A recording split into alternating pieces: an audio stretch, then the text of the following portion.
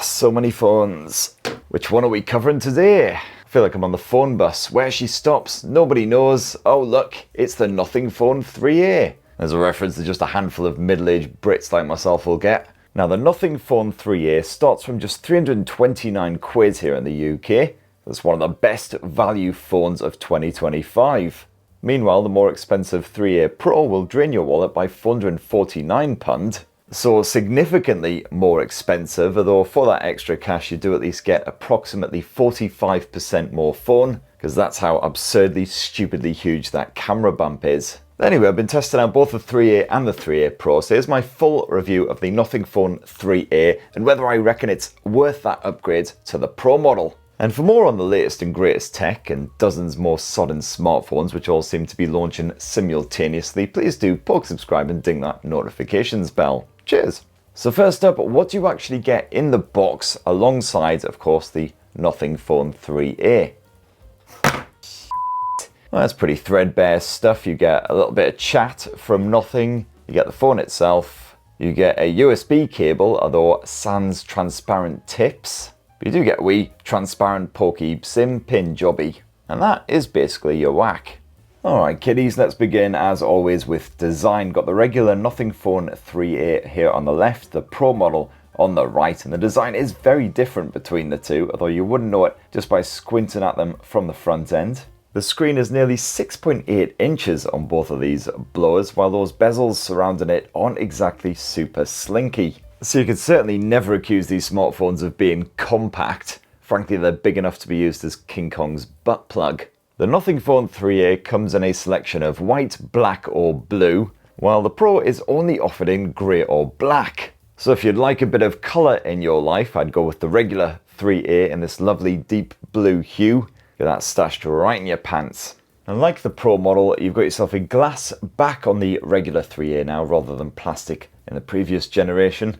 And the regular 3A sports, once again, that sort of dead-eyed minion camera bump, except now it's been extended a bit with a third eye added. And that's compared with the Pro model, which hasn't so much got a camera bump as a camera tumour. It does come in quite handy as a bit of finger shelf action, but it is rather fugly. Definitely prefer the overall aesthetics and just general vibe here on the regular Nothing Phone 3A. And while you don't have a bit of finger shelf action, the edges of the phone are quite grippy, so I haven't had any troubles fumbling this thing, even after several pints of scotch. My only real complaint is it's bloody massive. And both 3A blowers protected by a bit of panda glass up front, which apparently is rather shatter resistant. Haven't personally tested that, despite my best efforts to get absolutely obliterated these past few days. Now, you do have a pre-installed screen protector slapped on both these phones as well, although as you can see on the 3A and the 3A Pro, this is already starting to get scuffed up after just a couple of weeks. And these phones are both IP64 rated as well, so slightly more dust resistant than the previous generation, although still not fully water resistant,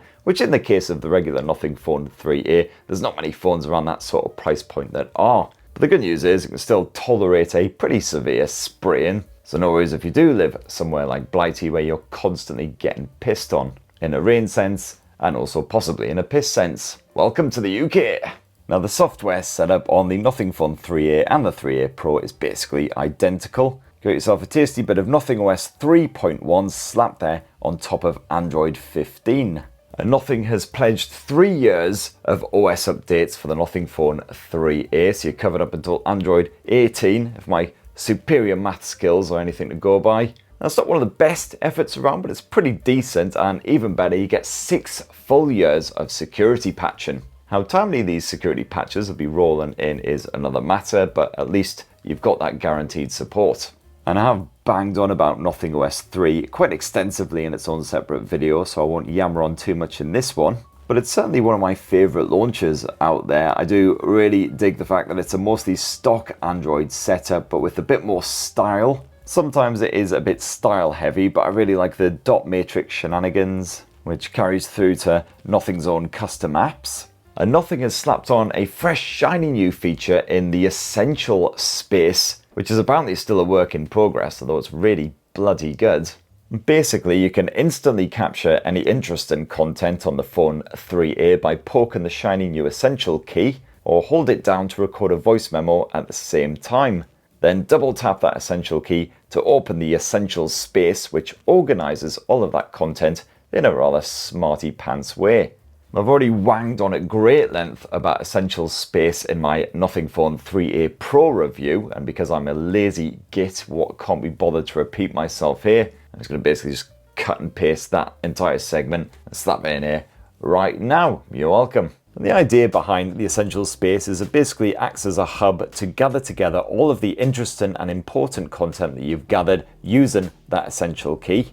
So for instance, I've spied a brewery that I want to check out when I'm over in Barcelona for MWC. I can either tap that Essential key just to take a quick screenshot of it. You can also add a note down at the bottom here. Otherwise, you can actually hold down that Essential key to record a brief voice memo as well. So visit this brewery in Barcelona on Sunday evening. And then that's all immediately whisked off to the Essential space. You'll often have to wait anywhere between a few seconds and a minute for it to actually pop up. As you can see right now, it's busy processing the content, just creating a summary and everything. But here we are, less than half a minute later, we've got our entry. Enjoy your excursion at Garage Beer Co. Give a little tap, you've got the original screenshot in there, which you can expand.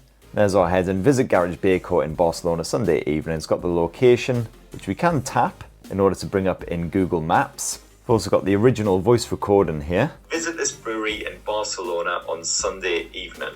But one of my favorite Essential space features is it will automatically create tasks based on any captured content. So as you can see there, head to Garage Beer Co, 7 PM, 2nd of March. The only problem is there doesn't seem to be any way of editing these tasks manually in order to change up the time. For instance, say I wanted to go at more like 4 PM rather than 7 PM, which I almost certainly will. You can save booking, reservations, all kinds of stuff to this thing. You can also summarize any text that you've captured as well. Just some brief bullet points with the occasional bits of jank as normal. And yes, you can also capture content using the camera like so. This is the Nothing Phone 3A Pro launching on Tuesday morning. Don't forget to edit and upload the video. And you've got a selection of 3 new widgets for Essential Space as well, highlighting your recent capture, an upcoming task that you've got on there. Otherwise, you can have a list of your upcoming tasks, which is the one that I've slapped on my desktop. It's slightly annoying I can't resize the width of it, but here. I did have quite a few people asking me in the comment section of my 3A Pro review, can you actually remap that button if you don't give a flying toss about Essential space? Sadly, the answer to that right now is no, you can't. Hopefully that's something that Nothing will add as a small mercy in a future update. My only real complaint is that occasionally I do accidentally knock that button by mistake when I'm pulling the phone out of my pocket. Although thankfully it's just enough of a separation from the power button, I don't ever get those two mixed up. And Nothing hasn't tinkered with its Glyph lighting setup for the Nothing Phone 3A. Once again, a triple light setup, or tri-light, I guess. Well, that sounds a bit too much like Twilight, and now all I can picture is vampires rimming werewolves. And as usual, this can be used as a jazzy disco notifications light. You've also got flip to Glyph support, so lovingly lay the Phone 3A on its face. It'll go into do not disturb mode, and you'll only be notified of any messages, etc. The flash of the glyphs. You can also use the glyphs as a timer, and you've got the likes of the music visualization if you want a proper full-on disco party. And that composer is back in action as well, so you can compose your own flashy ringtone type shenanigans. And a couple of final points before we move off the software side of things. Sadly, there is bugger all eSIM support here on the Nothing Phone 3A, unlike the Pro model. I am personally quite gutted about that because I do quite a lot of traveling with work and everything, and having the ability to slap on an eSIM when you go to America, Canada, places like that where you don't get the EU roaming is really, really handy. You can get some great deals. Make sure you're connected from the second you land. If you don't do much traveling, you probably won't really give a shit. And also on the storage front, you've got a choice of 128 or 256 gigs here. If you're doing 256 gigs, that'll cost you an extra 50 quid. Whereas the Pro model at least comes with 256 gigs as standard. And of course, yes, there's bugger all micro SD support, as if you even had to ask. Now, movie fans should certainly appreciate the Nothing Phone 3A and its whopping great 6.77-inch flexible AMOLED display. It's a Full HD Plus resolution, so not absolutely supremely crisp, but still as sharp as you'll need, certainly if you're just kicking back with some telly shows or doing a little bit of photo editing or whatever. It's mostly the same specs as before. You've got up to 120Hz refresh rate support. And you do get the usual upgrades for this generation, a slightly brighter panel. Still not the most powerfully bright screen out there, but certainly strong enough so you don't immediately have to seek out shade when the sun does pop out.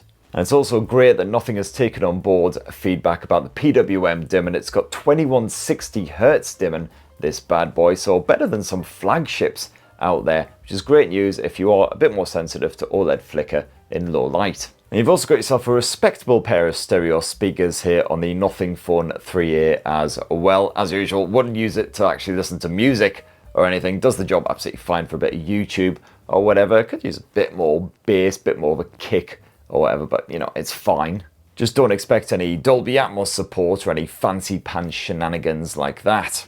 Now, what's running the show? Well, it's Qualcomm's Snapdragon 7S Gen 3, exactly the same as the Nothing Phone 3A Pro. Although if you buy the base 128GB model of the 3A, you only get 8GB of RAM. My review model is the 256GB version with 12GB of RAM. And you know, Nothing OS, nice and light, so I've certainly found that zipping around in the UI pretty smooth. Smoother certainly than some more expensive rivals like the Galaxy A56.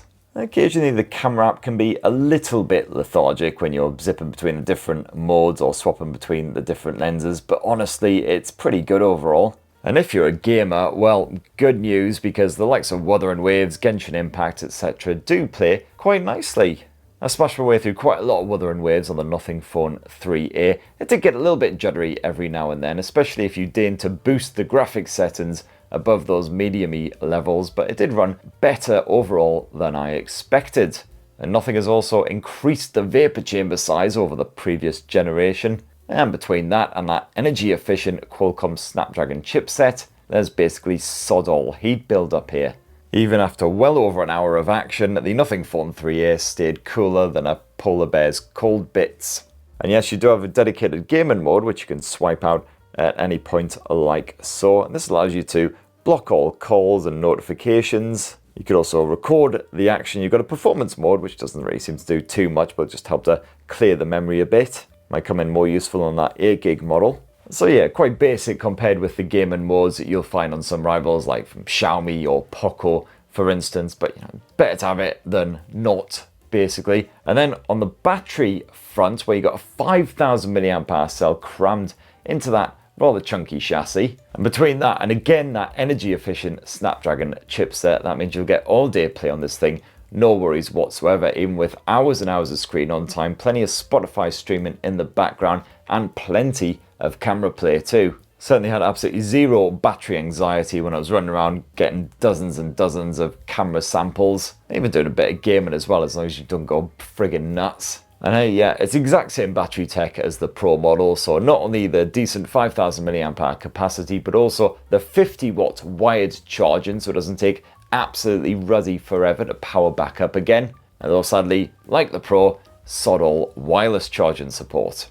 So as you'll hopefully have been able to tell if you've actually been paying attention and you not just skip straight to this bit, is the Nothing Phone 3A and the Nothing Phone 3A Pro remarkably similar in most departments, apart from when it comes to the camera tech. Now you do once again have a 50 megapixel main shooter, but it's using Samsung's GN9 DL sensor versus the Pro's larger Samsung GNJ sensor. And I have found in my time with these phones that the Pro model tends to produce brighter, more saturated shots versus the cheaper 3A, most often when there's quite strong contrast. You got more of an iPhone-y kind of vibe overall, which no doubt a lot of people will prefer. That said, a few of my 3A snaps flipped the script just to be awkward, while colours are bold and pack a proper punch on both of these. And both Nothing blowers are solid enough for portrait shots as well, although the Pro seems to nail skin tones slightly more accurately. The good news is, despite the difference in sensor size, the regular Phone 3A is just as respectable for ambient snaps as the Pro, although when things get proper dim, the Pro model is slightly superior, especially when you're zooming in. So what you've got here on the regular Nothing Phone 3A is a 50 megapixel Samsung GN5 telephoto shooter, 50mm equivalent, with 2x optical zoom and sadly bugger all optical image stabilization. And that's compared with the Pro's 50 meg Sony Lightyear 900 sensor, a 70mm equivalent with 3 times optical zoom, and this appears to upgrade to OIS as well. Now if you zoom in beyond the sort of 4 to 5 times level, the difference is quite clear between this pair. You'll get pleasingly crispy shots from the Pro, while things get a bit more hazy quite quickly on the regular 3A with a lack of finer detail. And at night times you'll have to be extremely still with the 3A, as that lack of optical image stabilization means you'll get blur with even the slightest hand tremor. And the 3A, just like the Pro, packs the same 8meg IMX355 ultra-wide shooter, with identical results no matter the time of day. Both are absolutely fine for a mid-ranger, though tones do tend to get much warmer, while low-light results are a bit more murky. And the Nothing Phone 3A boasts the same overall enjoyable camera experience as the 3A Pro. You can drag down a whole bunch of toggles, including the ability to bump up to a high-res mode on demand. You've also got a bunch of filters you can play around with, otherwise you can add your own using a LUT file. And all the bonus modes you'd expect to find on a modern mobile, including a bit of expert action. If you want to tinker around with the likes of the ISO levels, the shutter speed, etc. You can capture in RAW if you like. And for your home movie type shenanigans, exactly the same again as the Nothing Phone 3A Pro. You can shoot up to 4K resolution footage at 30 frames per second, otherwise 1080p Full HD footage at 30 or 60 FPS. And no major issues, just like the Pro. Stabilization's pretty respectable. The audio pickup's still quite clear even when things get a bit gusty. Although in low light the 3A does once again stumble with some focal issues and rather murky visuals. As for the selfie cams, well, it's a case of 32 meg here on the Nothing Phone 3A versus 50 meg on the Nothing Phone 3A Pro. The 3A, you can still record up to Full HD resolution footage at 30 or 60 frames per second. There's no 4K option, but the stabilization's pretty good. The audio pickup's absolutely fine. So it's certainly fine for all your video chat shenanigans. So there you have it, my lovelies. That's what I reckon of the Nothing Phone 3A. Now, should you buy this blower? Well, I reckon it's pretty stunning value for money. If you're looking for a mid-range mobile, this offers the kind of specs and features you'd get from phones £100, £200 more expensive than it. I'd honestly bag this thing over an iPhone 16e any friggin' day of the week. It is a chunky morpho, no doubt about it. Absolutely ruddy enormous, but that's pretty much standard these days. It's got some unique features in there, like essential space and the Glyph lighting, of course, that you won't find on other blowers, which I actually genuinely enjoy. Pretty bloody good battery life, some decent performance, even if you want to get gaming on this thing, more than possible, and some perfectly respectable camera tech